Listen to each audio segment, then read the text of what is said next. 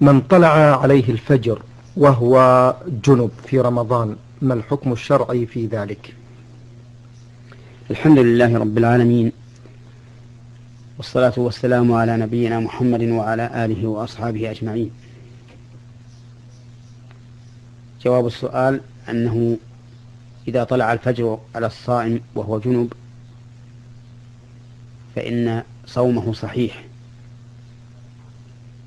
ولا شيء عليه، ودليل ذلك من كتاب الله وسنة رسوله صلى الله عليه وسلم. أما من كتاب الله فقد قال الله تعالى: فالآن باشروهن وابتغوا ما كتب الله لكم وكلوا واشربوا حتى يتبين لكم الخيط الأبيض من الخيط الأسود من الفجر. فأحل الله الجماع في الليل إلى أن يتبين الفجر، وهذا يستلزم أن لا يغتسل إلا بعد طلوع الفجر، لأنه إذا كان الفعل مباحا له حتى يتبين الفجر فإنه سيبقى إلى آخر لحظة من الليل، وسيكون اغتساله بعد طلوع الفجر. وأما من السنة فقد ثبت عن النبي صلى الله عليه وسلم أنه كان يصبح جنبا ويصوم، ولكن الأفضل لمن حصلت له جنابه أن يبادر بالاغتسال ليكون على طهارة، فإن لم يمكن أن يغتسل فليتوضأ، لأن الوضوء يخفف من الجنابة.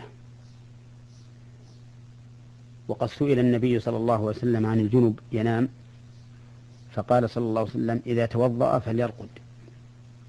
وهذا دليل على أن الوضوء يخفف من الجنابة، ودليل على أنه ينبغي للإنسان أن لا ينام إلا على طهارة، إما طهارة تامة وهي الاغتسال، وإما طهارة مخففة وهي الوضوء. نعم. شيخ محمد، هذا المستمع يريد توفيق بين الحديث الذي ورد عن الإمام أحمد أنه قال بعدم صحة صيامه، لأنه ورد عن الرسول صلى الله عليه وسلم في الموطأ أنه قال: من أصبح جنبا فلا صوم له.